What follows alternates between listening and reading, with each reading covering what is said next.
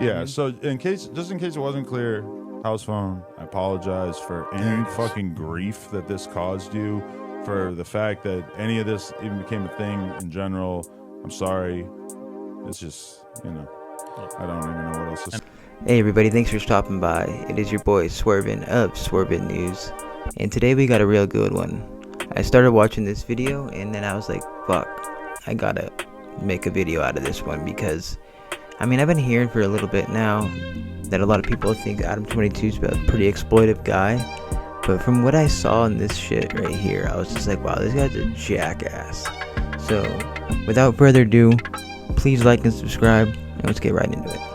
Everybody knows why I'm here, why I'm on the news today, is because there's been a lot of stuff, a lot of narratives, really. It's a popular word on No Jumper, but there's been a lot of narratives put out there that I feel like are very, very disconnected.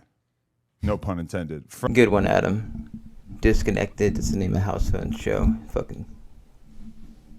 So I'm going to tell this tale from the beginning. So I'm at the AVN Awards, and I'm approached by a trans performer because she's friends with my friend Nicolette Shea, who I've interviewed previously, porn star, and she's got a little mob of trans performers around her, and we have a little exchange on camera, and it's kind of funny, whatever, and we reacted to it, or we talked about it on Sledgelords, and there was an Instagram reel posted as a result, and the trans performer in particular, Gracie Jane, she came on in the comment section and started commenting, and she didn't take like full offense to it, but she wasn't 100% happy with, I guess, the way that we were joking around or whatever.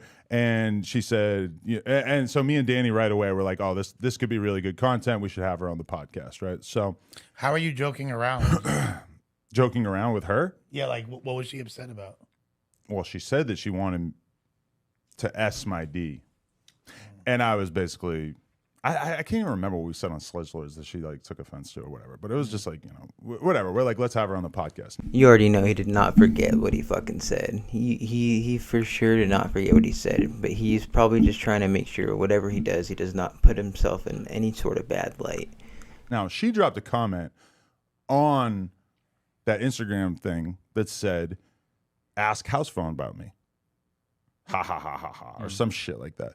And you'll remember, Lush, that I sent it to the group chat, and it was just like, what the fuck is this? And so House Phone just denied it right away. He's just like, what the hell?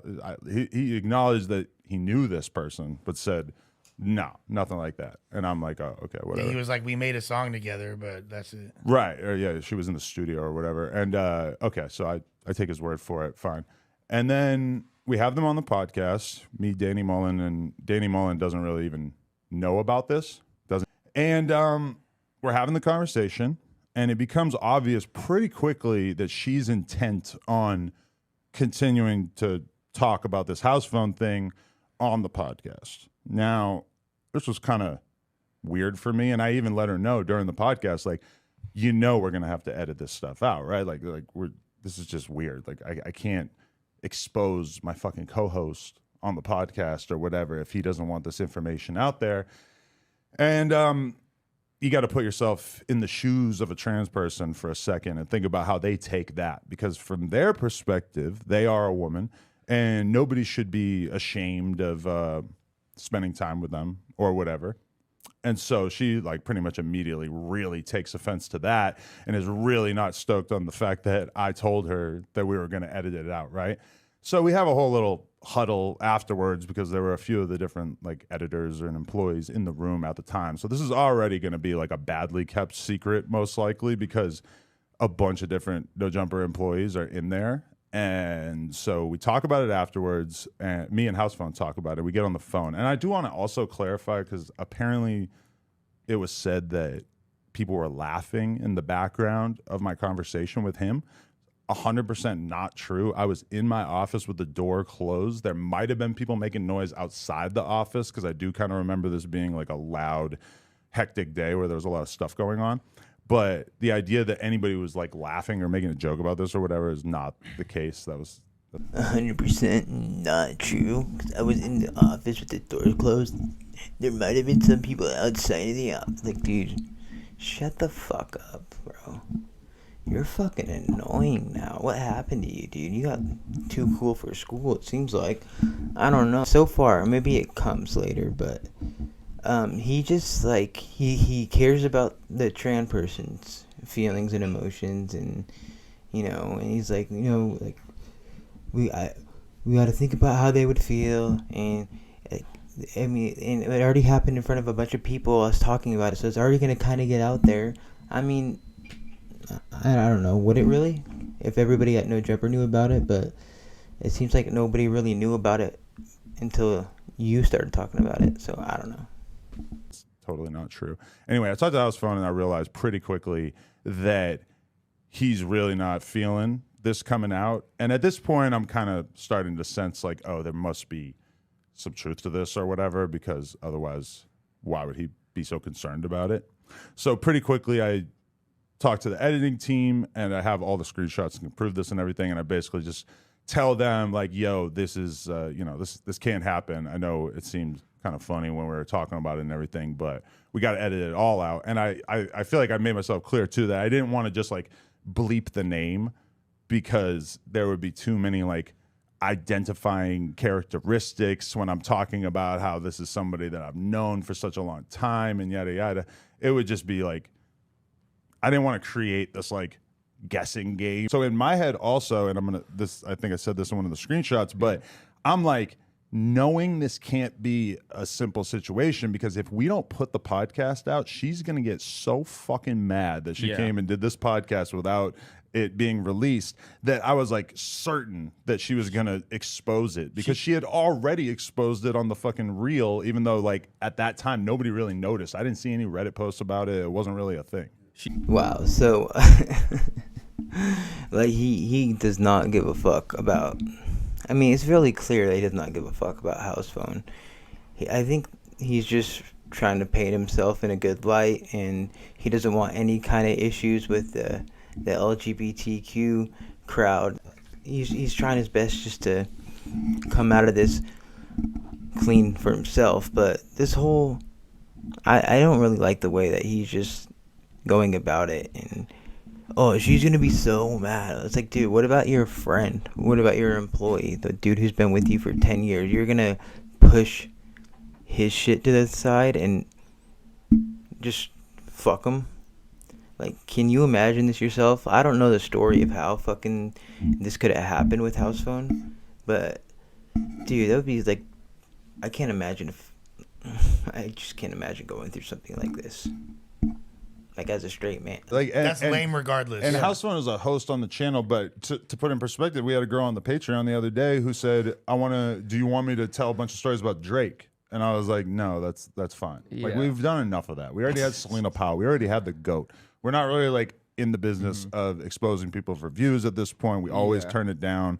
Maybe a couple exceptions. There might be some that might make that a slightly hypocritical statement. You're not the type to exploit people for views?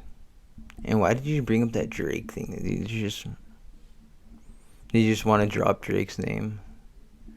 I don't get people, man. People are weird, bro. But then again, this guy's from the East Coast, and like not even from like the cool part of the East Coast. He's from like the weirdo part, like the hang out with the Clintons part. Fucking weird. So this is my motivation for people who are putting out the narrative that I wanted to expose House Phone for views.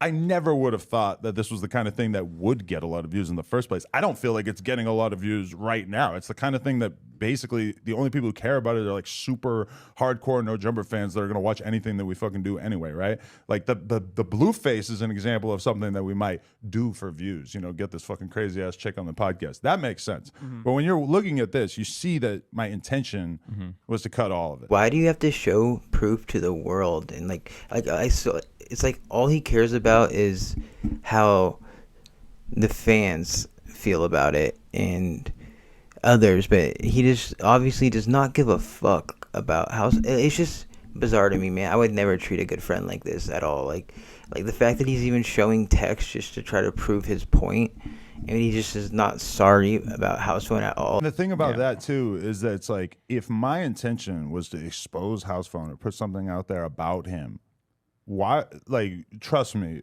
I was there for the whole conversation. If I wanted to leave in anything, if I thought that there was anything that was just so funny or such good content that we just had to leave it in, trust me, it was not that moment where Danny like said fucking House Phone's name under his breath. There were other parts of it that would, if I was going to have left something in that would have maybe, you know, put him being exposed in jeopardy or whatever, it would have been other parts. Trust me. Like, this was not an intentional thing. And if I wanted to expose him, this is not how I would have done it. You know, like, it was just the fact that with so many podcasts coming out, I don't have time to watch every single thing before it comes out. And unfortunately, this one just kind of slipped through the cracks. And like, what is he thinking? Like, if I wanted to expose him, like, that wouldn't have been the part, dude. There was way funnier parts, dude. Like, there was such funnier things to make him look even worse, but I didn't want to even do that. Like, like, bro, it's just wild. Like, fuck. And I also want to say, I don't give a fuck what anyone in this office does sexually at all. Anyone could do anything that they fucking want, and it's not my business, and it's not something I'm trying to expose what anyone's into. And then also on top of that, I'm the only person that also has to deal with the fact that Gracie now hates me. And believe me, Gracie is like, you know, a relevant performer or whatever. So she's got a good amount of followers. People pay attention to her or whatever. She is now beyond furious with me about the way that all this played out.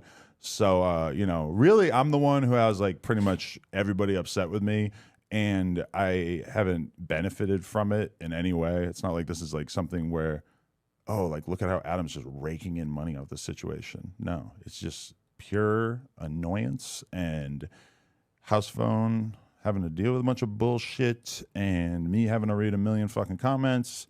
I can't believe she's upset. I had nothing to gain from this. Yeah. So Gracie's mad at him. You know, she's a performer who has a good amount of followers, dude. So, like, you know, pissing her off is a really bad thing, and we can't have that. But House Phone, my friend for 10 years, dude, yeah, fuck him. You know what? It doesn't matter, dude. If Gracie is pissed, we gotta figure out a way to fix this all. You know, we gotta get, like, on this shit stat. But House Phone, fuck him. Just in case it wasn't clear, House Phone, I apologize for any fucking grief that this caused you. For the fact that any of this even became a thing in general. I'm sorry. It's just, you know, I don't even know what else to say. And that's me and House Phones. But what do you think about it?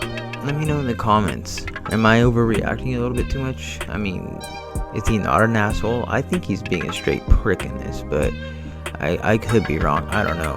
I mean, I've lived in SoCal, LA, Orange County, and I mean, it does turn people into little devils out there, dude, because everyone's fucking soulless and just like stomping on everyone's necks and try to get ahead. But there's no reason to treat your friend like this, dude, and then fucking become the victim in it. I don't know. But anyways, that's it for the video. Please like and subscribe, give me a follow, let me know what you think, and I'll be making another video again soon.